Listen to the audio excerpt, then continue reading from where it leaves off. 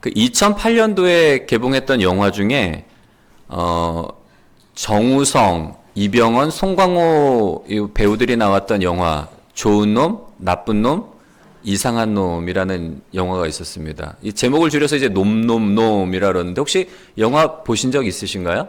그 평론가들이 영화에 대해서 이제 김치 웨스턴 코믹 무비라고 그렇게 평을 했는데요. 장르가 이제 그런 장르인 거예요. 굉장히 재밌더라고요. 그래서 저도 극장 가서 재밌게 본 기억이 있고 흥행에도 성공했던 그런 영화인데 오늘 이 영화의 제목을 말씀드린 이유는 뭔가 하면 영화의 제목이 뭐였다 그랬죠? 좋은 놈, 나쁜 놈, 이상한 놈이란 말이에요.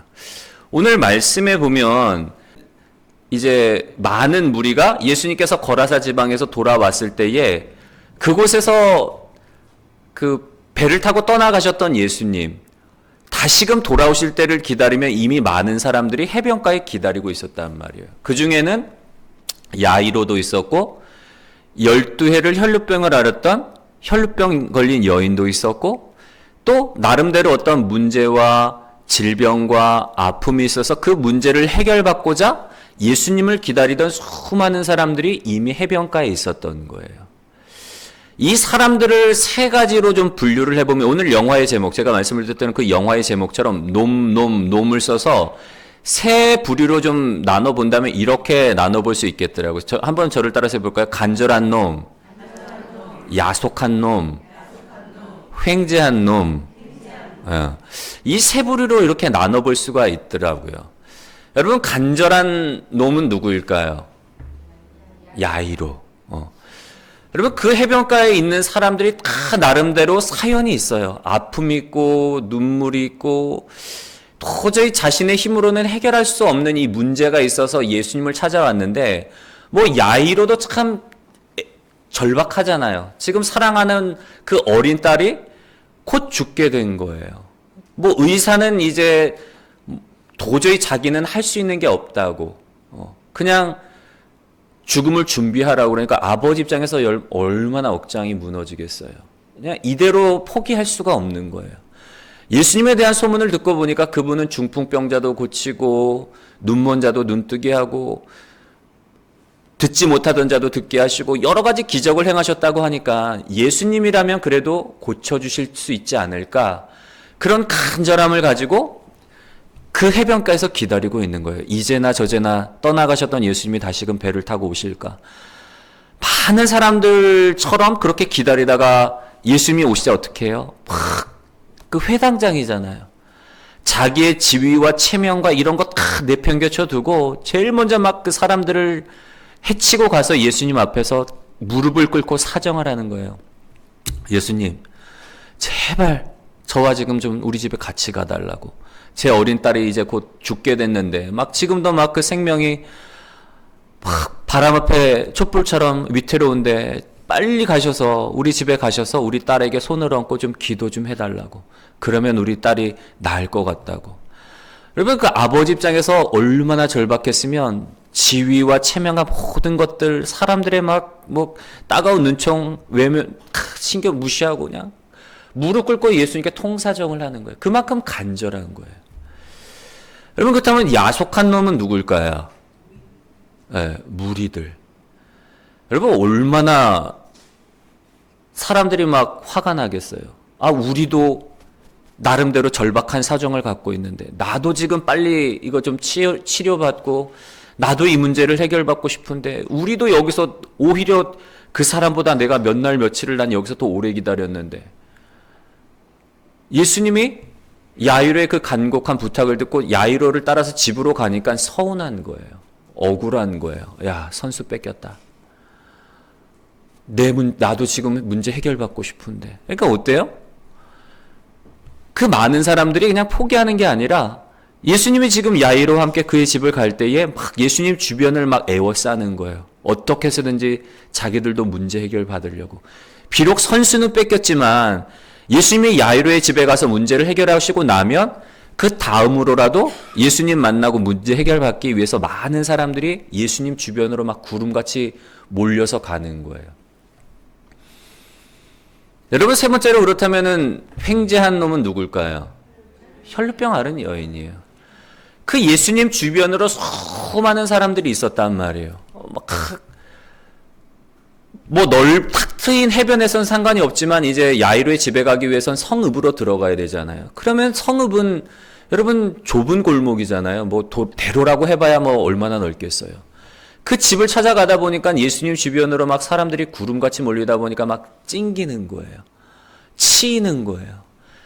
다 성한 사람들이 아니잖아요. 막 아프고 문제 있고 막 이런 사람들이 치료받겠다고 하는데 그 틈에 끼어서 12를 혈루병을 앓았던 여인이, 이 여인은 종교적으로 부정한 여인이에요. 왜냐하면 피를 흘린다는 것 자체가, 피를 흘리는 기간에는 종교적으로 봤을 때, 당시 율법으로 봤을 때 부정한 기간이라고 여겨졌기 때문에 사실 여인은 이런 공개적인 사람들이 모인 자리에 갈 수가 없음에도 불구하고 몰래 간 거예요. 그 사람들 틈에 껴가지고 내가 예수님 옷자락에 손만 대어도 내 병이 낫겠다라는 생각이 들어서 그 사람들을 비집고 힘든데 가가지고 손을 대서 어떻게 됐죠? 나음을 받은 거예요. 많은 사람들이 예수님 주변에 있었는데 아무런 일도 일어나지 않았지만 이 여인만 치료의 기적을 경험하게 됐단 말이에요. 횡재한 놈이에요. 여러분, 성경에 보면 예수님 주변에 많은 사람들이 몰려들었지만 모두 다 동일한 은혜와 축복을 받고 돌아간 건 아니에요. 어떤 사람들은 예수님께 왔다가 낙심하고 돌아간 사람들도 있어요. 주님, 내가 주님을 따르기 원합니다. 그러니까 예수님이 뭐라고 말씀하시죠? 내 소유를 다 팔아 가난한 자들에게 주고 너 그 후에 나를 따르라. 그러니까 이 청년이 부담이 되는 거예요. 예수님을 정작 따르겠다고 왔으면서도 그 말에 부담이 돼서 근심하며 돌아가요.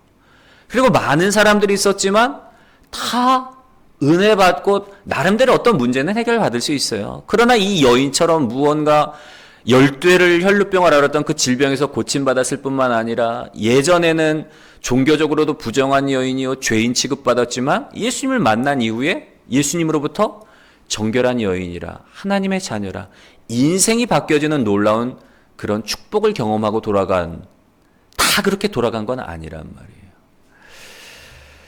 여러분, 그렇다면 많은 사람들이 예수님과 함께 계셨음에도 불구하고 어떤 사람들은 그 은혜와 축복을 풍성히 누리는가 하면 어떤 사람들은 근심하며 돌아가는, 이런 차이들이 도대체 어디서 나는지, 오늘 제목처럼 우리가 어떻게 하면 예수님으로 인해서 횡재한 삶을 살아갈 수 있는지에 대해서 말씀을 통해 좀 살펴보려고 하는데요.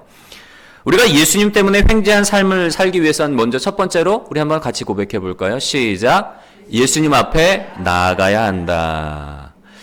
여러분, 우리가 예수님 때문에 횡재한 삶을 살기 위해서는 첫 번째로 뭐 해야 된다고요? 예수님 앞에 나아가야 되는 거예요.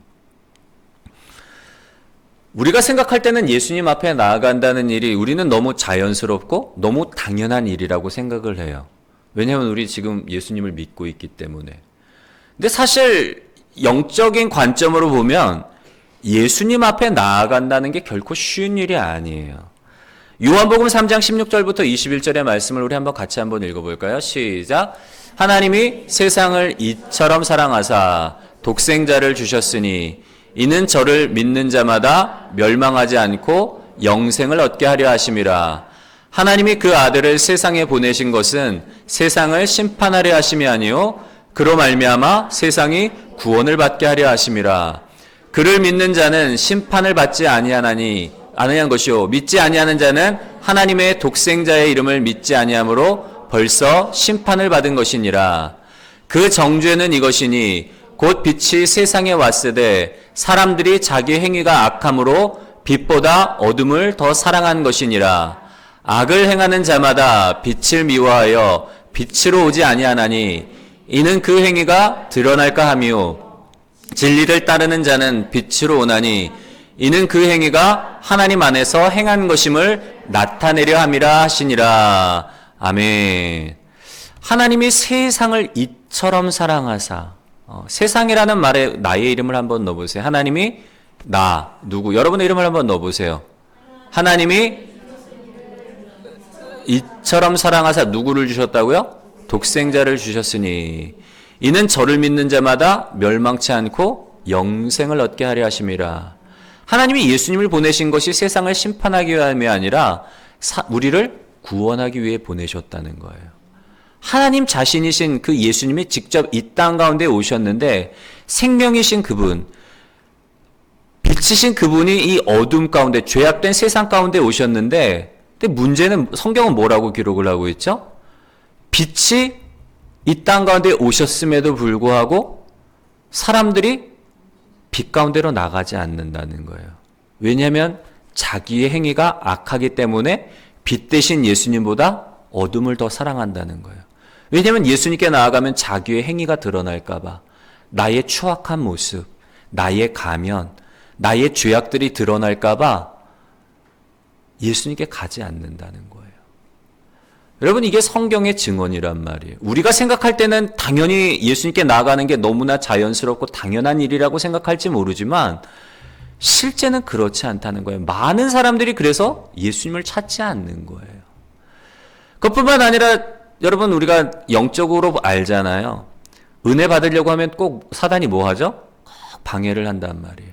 저도 예수님 만나기 전에 20년 모태신앙이었지만 예수님을 제 개인적인 구주로 고백한 게 대학부 수련회 가서 그 수련회에서 예수님을 만나고 나서 제 인생이 바뀌어졌는데, 그 과정 속에 사단이 막 방해를 하더라고요. 내가 태어나서 처음으로 진지하게 기도했던 게, 그 수련회 때 기도했던 게, 하나님 살아계시면 정말 만나게 해달라고. 내가 신학생으로 신학교에 들어갔고 졸업하면 목사가 될 텐데, 그 수련회 기간에 그런 생각이 드는 거예요. 막 간절하게 기도한 다른 청년들을 보면서 막 눈물 흘리면서 통성 기도하고 방언으로 기도하고 간절하게 기도하는 그런 사람들의 모습을 보면서 의문이 들더라고요. 나는 저렇게 기도할 수 없는데 저렇게 간절하게 기도하는 사람들의 모습을 보니까 저 사람들은 하나님을 만난 것 같다라는 생각을 하나님이 주시는 거예요. 그래서 내가 나를 돌이켜보니까 내가 20년 동안 모태신앙으로 20년 동안 교회를 다녔는데 진짜 하나님을 만난 적이 있나? 하나님 살아계시다고 하는데 그분의 얼굴을 본 적도 없고 음성을 들은 적도 없는 거예요. 그러면서 진지하게 이제 고민이 되면서 진지하게 처음으로 태어나서 그렇게 진지하게 기도를 했던 것 같아요. 하나님 정말 살아계시면 만나게 해달라고. 진짜 살아계시면 만나게 해달라고. 그렇게 기도하는 순간 이제 그때부터 방해가 일어나더라고요. 누군가 내 목을 조르는데 숨을 쉴 수가 없는 거예요. 목을 졸라고 캑캑거리기만 할 뿐. 그래서 이상하다. 이게 도대체 어떤 일인가 하고 눈을 떠보면 아무도 내 목을 조르는 사람은 없는 거예요. 그래서 다시 정말 진지하게 하나님 살아계시면 정말 만나고 싶습니다. 살아계시면 만나게 해달라고. 기도를 하면 기도를 못하게 목을 조르는 거예요. 기도를 할 수 없게 방해를 하는 거죠. 만날 수 없게 방해를 하는 거예요. 왜냐하면 야, 얘 이대로 뒀다가는 큰일 나겠다. 우리 자식 하나 잃어버리겠다. 사단이 난리가 난 거예요. 왜냐하면 태어나서 처음으로 진지하게 하나님을 찾으니까. 내가 하나님을 만나고 하나님께로 돌아설까 봐 사단이 가만 내버려 두지 않는 거예요. 여러분, 우리가 예수님 앞에 나아간다는 일이 언뜻 생각하면 굉장히 쉬운 일인 것 같아요. 근데 사실 쉬운 일이 아니에요. 그럼에도 불구하고 예수님께 나아가는 사람들이 있어요. 오늘 예수님 주변에 모여든 사람들은 어떤 사람들이죠, 여러분? 질병에 걸렸거나 사랑하는 가족이 죽을 위기에 있거나 귀신 들렸거나 나름대로 절박한 사연을 가지고 있는 사람들이 예수님 주변에 몰려들었어요.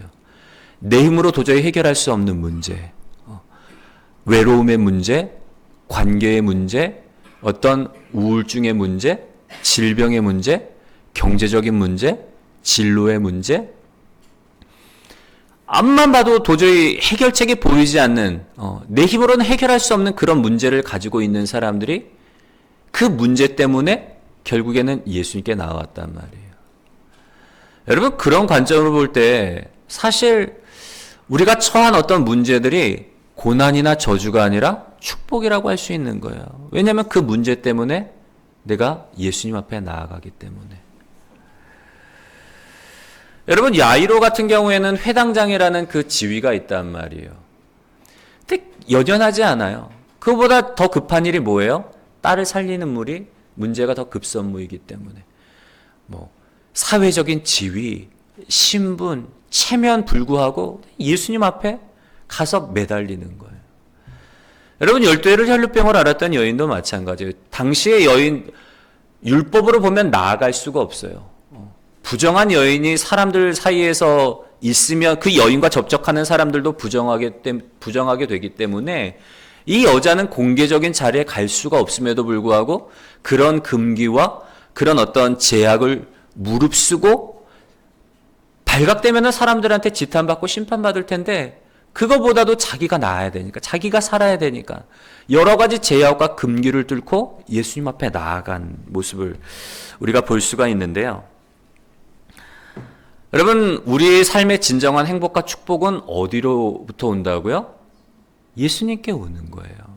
예수님을 만나고 예수님을 통해서 하나님 안에 거할 때에 우리가 예수님을 통해서 하나님 안에 거할 때에 하나님으로부터 오는 그 생명과 그 은혜와 축복을 누릴 수 있다는 사실을 여러분 기억하셨으면 좋겠고요.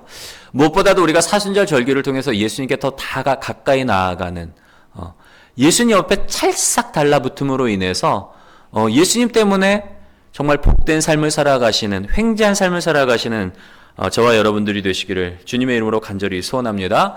두 번째로 우리가 예수님 때문에 횡재한 삶을 살기 위해서는 우리 한번 고백해 볼까요? 시작. 적극적인 믿음을 가져라. 예. 예수님으로 인해서 우리가 횡재한 삶을 살기 위해서는 첫 번째로 예수님께 나아가야 될 뿐만 아니라 두 번째로는 적극적인 믿음을 가져야 돼요. 우리가 이제 믿음에 대해서 이야기할 때 성경은 믿음을 뭐라고 정의를 하는가 하면 히브리서 11장 1절의 말씀은 믿음은 바라는 것들의 실상이요 보지 못하는 것들의 증거다라고 그렇게 이야기를 해요. 믿음이 뭔가 하면 바라는 것들의 실상이라는 거예요. 바라는 것들, 우리가 마음에 다 소원들이 있어요. 그 소원을 이루어지게 하는 것이 믿음이라는 거예요. 여러분, 야이로의 마음의 바람은 뭐였을까요? 지금 막 죽을 위기에 있는 딸이 회복되는 게 야이로의 바람인 거예요. 12회를 혈루병을 앓았던 여인의 바람은 뭘까요? 12년 동안 그녀를 괴롭혔던, 이게 시도 때도 없이 하혈하는, 피가 쏟아지는 이 고통으로부터 벗어나기를 원하는 게 여인의 바람이었던 거예요. 야이로와 12회 혈루병 여인뿐만 아니라 예수님 주변에 수많은 사람들이 나름대로 소원을 가지고 예수님께 찾아오는 거예요. 뭐 결혼했으면 좋겠다. 안정된 직장에 취직했으면 좋겠다. 자녀들이 좋은 대학에 들어갔으면 좋겠다. 경제적으로 문제없이 살았으면 좋겠다. 좀 관계가 회복되었으면 좋겠다. 나름대로 다 어떤 소원들을 가지고 있단 말이에요. 그런데 이 소원들이 이루어지는 방식에 대해서는 서로 다른 생각들을 갖고 있는 거예요. 야이로 같은 경우에는 딸이 낫기를 원하는데 그 방식이 뭐예요? 예수님이 우리 집에 오셔서 지금 죽어가고 있는 딸의 머리에 손을 얹고 기도해 주시면 낫겠습니다. 그러면 내 문제가 해결될 수 있을 것 같습니다. 그렇게 생각을 하고 있어요. 12회를 혈루병을 앓았던 여인 같은 경우에는 뭐라고 생각을 하고 있죠? 내가 예수님께 안수받는 건 나는 바라지도 않아. 그냥 나는 많은 사람들 사이에 나는 갈 수도 없는 사람이기 때문에 그냥 나는 예수님의 옷자락에 손만 대어도 내가 날 것 같아. 여인의 생각은 그건 거예요. 여러분, 믿음이 뭐라고요? 바라는 것들의 실상이 믿음인 거예요. 소원들을 다 가지고 있는데 이 소원이 어떻게 이루어질 것인가? 그 생각과 믿음에는 차이가 있단 말이에요. 야이로 같은 경우에는 뭐를 해야 돼요? 예수님이 꼭 오셔야만 될 뿐만 아니라 전제 조건이 예수님이 꼭 오셔야 되고 그리고 딸이 살아있을 동안에만 자기의 마음의 소원이 이루어질 수가 있는 거예요. 여러분, 제약이 있단 말이에요.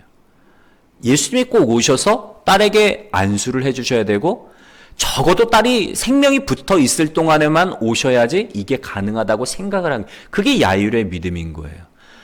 근데 굉장히 수동적이잖아요, 여러분. 예수님이 안 오시면 뭐예요? 치료받을 수가 없는 거고 죽으면 어떻게 해요? 일어날 수가 없는 거예요. 야유로의 믿음으로 놓고 본다면. 수동적인 믿음이란 말이에요. 반면에 여인의 믿음은 어때요, 여러분? 예수님이 안 오셔도 돼. 굳이 예수님이 우리 집에 안 오셔도 되고 그냥 내가 예수님의 옷자락에만 손만 대도 되는 거예요. 여러분 얼마나 적극적이에요. 예수님 주변에 여인뿐만 아니라 야이로뿐만 아니라 수많은 사람들이 있었단 말이에요. 근데 왜 아무런 일도 일어나지 않았을까요? 다 야이로와 같은 생각을 가지고 있었던 거예요. 무언가 예수님이 나에게 기도를 해주신다거나 무언가 해주셔야지만 내가 치료받고 내가 문제가 해결되겠다라는 생각을 갖고 있기 때문에 아무런 일도 일어나지가 않는 거예요. 예수님과 함께하고 있었는데 유일하게 12회를 혈루병으로 앓았던 여인만 어떤 생각, 어떤 믿음을 갖고 있어요? 내가 다른 건 다 필요 없다. 나는 그냥 예수님의 옷가에만 손만 대도 내 병이 낫겠다. 여러분 예수님이 여인을 치료하려고 하신 게 아니잖아요. 그냥 사람들에게 막 밀려서 힘겹게 가고 있는데 이 여인이 그런 생각을 갖고 그런 믿음을 갖고 옷가에 손을 대니까 그 믿음으로 말미암아 예수님에게서 능력이 나온 거예요. 치료의 능력이. 대는 순간 여인이 자기 몸의 변화를 느껴요. 12년 동안 막 뱃속에서 막 불편하고 아프게 했던 그 모든 근원이 막 불에 탄 것처럼 한순간 확 타서 없어진 것처럼 치료됨을 느낀 거예요. 예수님도 느낀 거예요. 내게서 능력이 빠져나갔네? 치료의 능력이 빠져나간 걸 느끼신 거예요.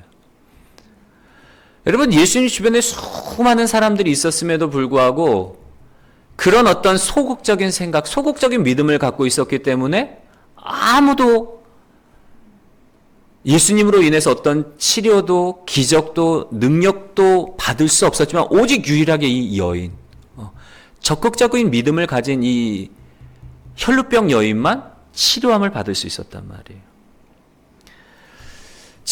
지난주에 오셨던 박종근 선교사님이 이제 그 전에 이제 주일 전에 이제 오셔서 만나서 이제 이런저런 얘기를 나누다가 그분의 말씀에 제가 되게 도전을 받았어요. 그래서 제가 설교를 좀 오셔서 설교를 해달라고 부탁을 드렸던 건데 믿음에 대한 이야기를 하면서 그런 이야기를 하시더라고요. 자기도 조용기 목사님의 그 4차원의 영성의 책을 보고서 되게 도전을 많이 받았대요.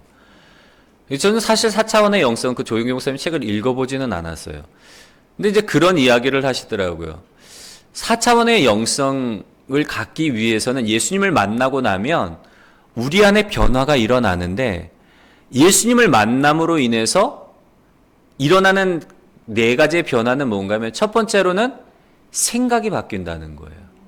그리고 생각이 바뀌게 되면서 뭐가 들어오는가 하면 믿음이 생기게 되고 믿음이 들어오니까 꿈을 갖게 되는 거예요. 그리고 꿈을 가지면서 언어가 바뀐다는 거예요. 그러면서 우리의 삶이 낮은 4차원에서 하나님이 거하시는 4차원의 영성으로 충만한 그 영성으로 하나님과 같이 하나님의 생각과 하나님의 마음과 하나님의 그런 능력을 소유하게 되는 삶을 살아가게 된다라고 말씀을 하시는데 제가 그 말씀을 들으면서 도전이 되더라고요. 와, 그렇지. 그게 맞는 말이지. 여러분 예수님을 만나고 나면 생각이 바뀌게 되고 믿음이 생긴단 말이에요. 그러면 꿈이 생기고 언어가 바뀌고 삶이 바뀌게 되는 놀라운 축복을 정말 횡재한 인생이 되는 건데 여러분 우리의 믿음도 자라야 돼요. 믿음에도 차이가 있잖아요. 소극적인 믿음, 야이로와 예수님 주변을 둘러쌌던 대다수의 사람들이 가졌던 소극적인 믿음, 꼭 오셔야만 되고 꼭 예수님이 나를 위해서 뭔가를 해주셔야만 되고 어린아이와 같은 믿음이란 말이에요. 근데 예수님은 우리의 믿음이 어떻게 하기를 원하세요? 자라기를 원하시는 거예요. 여러분 출애굽을 보면 이스라엘 백성들의 출애굽 여정을 보면 2번의 도하 사건이 나오죠. 첫 번째로는 홍해를 건너요. 근데 그 전까지만 해도 이스라엘 백성들이 믿음이 없었어요. 눈앞에 닥친 현실들과 자기 뒤를 쫓아오는 애굽의 바로왕의 군대를 보고 또 뒤에는 가로막혀 있는 홍해를 보고 이제 꼼짝없이 죽게 됐다고 막 와들와들 떨어요. 막 공포에 사로잡혀서 이곳에서 우리가 다 죽게 됐다고 어떡하면 좋냐. 앞으로 가지도 못하고 뒤로 가지도 못하고 죽게 됐다고 막 떨고 있을 때 너희는 두려워하지 말고 가만히 서서 오늘 여호와께서 너희를 위하여 베푸시는 구원을 보기만 해라. 그리고 하나님께서 모세를 통해서 홍해를 가르시고 이스라엘 백성들이 기적적으로 그 홍해 바다를 건너서 그 홍해 맞은편에서 이 애굽의 군대가 수장되는 장면을 봐요. 그리고는 뭐 하죠? 미리암과 여인들이 속옷치면서 하나님을 찬양해요. 믿음이 생겨난 거예요. 기적을 보고 믿음이 생겨난 게 홍해 사건이라면 또 한 번 강을 건너죠. 요단강. 그때는 어떻게 되죠? 하나님이 말씀하세요. 제사장들이 언약궤를 메고 먼저 들어가라. 요단강을 밟으라. 들어가라. 그러면 어떻게 되죠? 믿음으로 말미암아 순종하니까 들어가니까 요단강이 갈라지고 그 요단강을 건너가 가나안 땅에 들어가요. 여러분, 하나님이 우리에게 원하시는 건 뭔가 하면 믿음이 자라기를 원하는 거예요. 기적을 통해서 기적을 보고 우리의 믿음이 생기는 게 아니라 믿음을 통해서 기적이 일어나는 믿음, 적극적인 믿음을 갖기를 원하신단 말이에요. 여러분, 우리가 예수님 때문에 횡재한 인생이 되기 위해서는 어떻게 해야 된다고요? 적극적인 믿음을 가져야 돼요. 비록 일어나지는 않았지만 믿음은 바라는 것들의 실상이요, 보지 못하는 것들의 증거라. 내 현실에서는 아직 아무런 일도 일어나지는 않았지만 그러나 하나님 살아계시고 나를 사랑하시고 나를 향한 놀라운 계획을 갖고 계시기 때문에 내 삶을 주관하고 계시기 때문에 분명히 일하실 거라는 믿음을 갖고 바랄 때에 하나님이 일하시는 거예요. 우리가 무엇보다도 사순절 절기를 통해서 우리가 믿음으로 더욱더 주님을 바라보고 믿음으로 주님을 의지함으로 인해서 여러분의 삶 가운데서 놀라운 하나님의 축복과 은혜를 누리시는 복된 저와 여러분들이 되시기를 주님의 이름으로 간절히 소원합니다. 세 번째로 우리가 예수님으로 인해서 횡재한 삶을 살기 위해서는 세 번째로 한번 같이 따라해 볼까요? 시작. 예수님이 어떤 분인지 알아야 한다. 우리가 예수님 때문에 횡재한 삶을 살기 위해서는 첫 번째로는 예수님께 나아가 여러 가지 제약과 여러 가지 방해에도 불구하고 적극적으로 예수님께 나아가야 되고 적극적인 믿음을 가져야 돼요.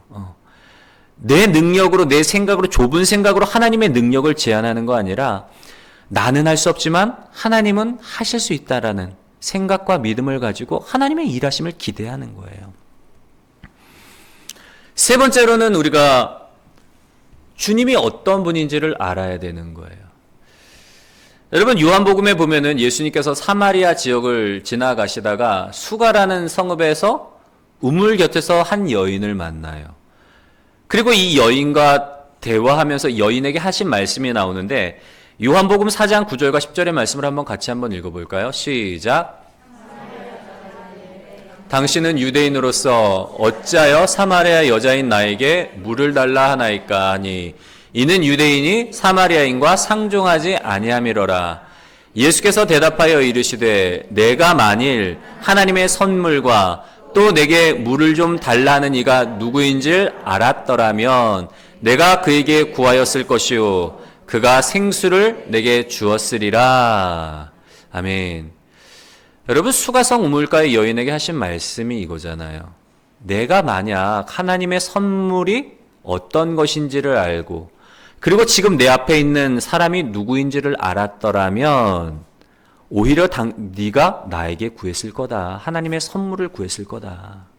하나님의 나라를 구했을 거다. 하나님 나라의 축복을 구했을 거다. 그 말씀이시잖아요. 그러면 내가 뭐 한다는 거예요? 너에게 생수를 주었으리라.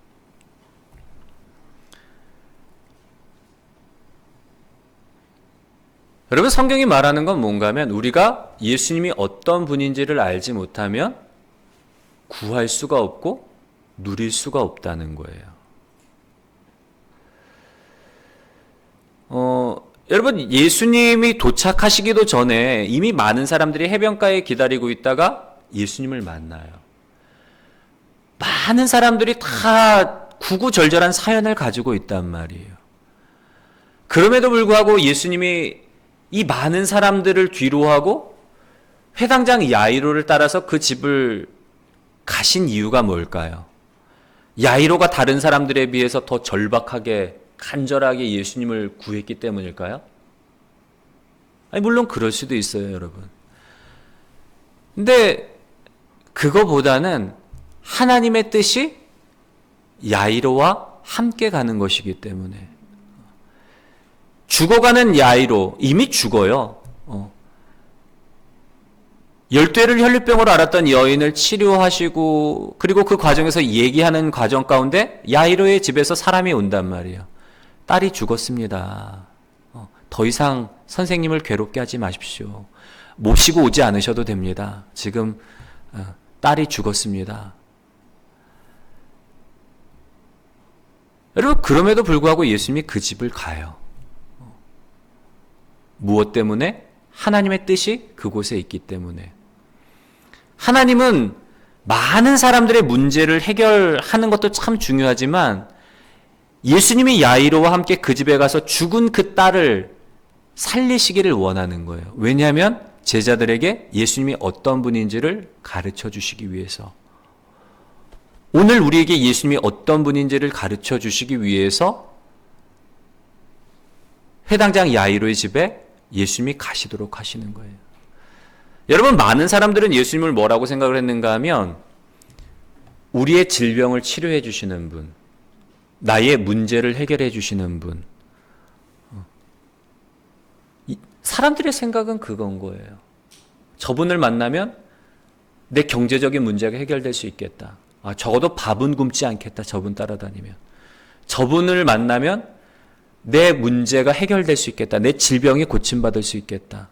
내가 조금 축복받을 수 있겠다. 내가 이 땅에서 내가 바라는 대로 풍성한 삶을 살 수 있겠다.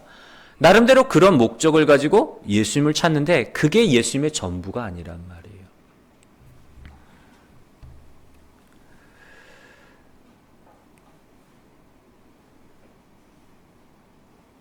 여러분, 많은 사람들이 1차원적인 육체적인 문제를 가지고 예수님 앞에 나오는 거예요. 질병을 치료받기 위해서, 좀 더 나은 삶을 위해서, 안정된 다른 여러 가지 육체적인 1차원적인 문제예요.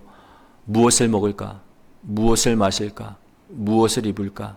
어떻게 하면 이 땅에서 좀 안정적으로 살고 풍요롭게 살고 문제없이 고통 없이 평탄한 삶을 살 수 있을까? 1차원적인 문제를 가지고 주님 앞에 나아간단 말이에요.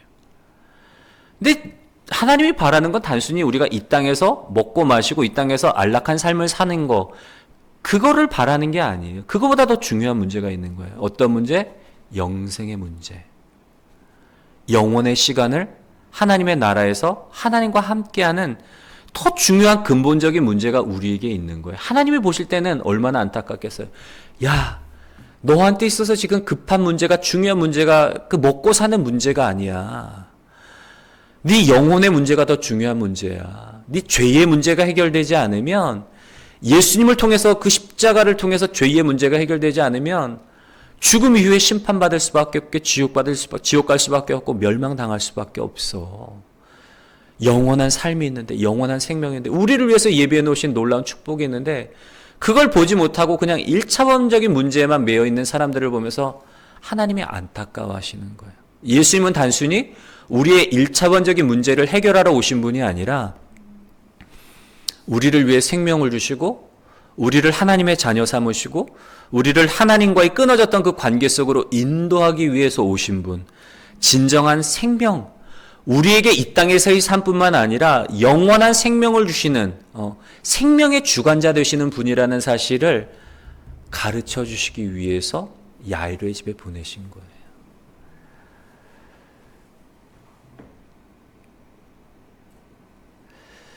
여러분, 우리가 예수님이 어떤 분인지를 알지 못하면 누릴 수가 없는 거예요. 아는 만큼 우리는 누리게 돼 있는 거예요. 영화 보면은 그런 영화들 나오잖아요. 타임슬립 장르 무비. 현대를 살아가고 있는데 우연한 기회가 돼서 어떤 계기로 인해서 과거로 가는 거예요. 그러면 이제 이 현대의 기기들이 있잖아요. 핸드폰이나 이런 것들을 가지고 가다 보면 과거로 돌아가면 그게 없던 사람들은 어떻게 해요? 우연히 이 현대에서 온 사람의 어떤 물건을 소유하면 발견해서 갖게 되는데 어떻게 되죠? 제대로 사용을 못하는 거예요. 핸드폰 가지고 마늘을 빻는다거나 이렇게 열어보기는 하는데 도대체 이게 무엇에 쓰는 물건인고 모르는 거예요. 여러분, 예수님도 마찬가지예요. 우리가 예수님이 어떤 분인지, 예수님 안에 어떤 생명과 어떤 능력과 어떤 부요가 있는지를 알지 못하면 우리는 그분을 온전히 누릴 수가 없는 거예요. 그래서 우리가 예수님으로 인해서 진정한 복된 삶, 진정한 풍요로운 삶을 살아가기 위해서는 예수님이 어떤 분인지를 알아요. 하나님이 예수님 안에 어떠한 생명과 어떠한 은혜와 어떠한 축복을 주셨는지를 알아야지 비로소 누릴 수가 있다는 것. 우리가 좀 기억하셨으면 좋겠고요. 무엇보다도 이 사순절 절기를 통해서 우리가 예수 안에 있는 이 생명과 은혜와 축복을 발견해서 캐내어 누리시는 우리 복된 저와 여러분들이 되시기를 주님의 이름으로 간절히 소원합니다.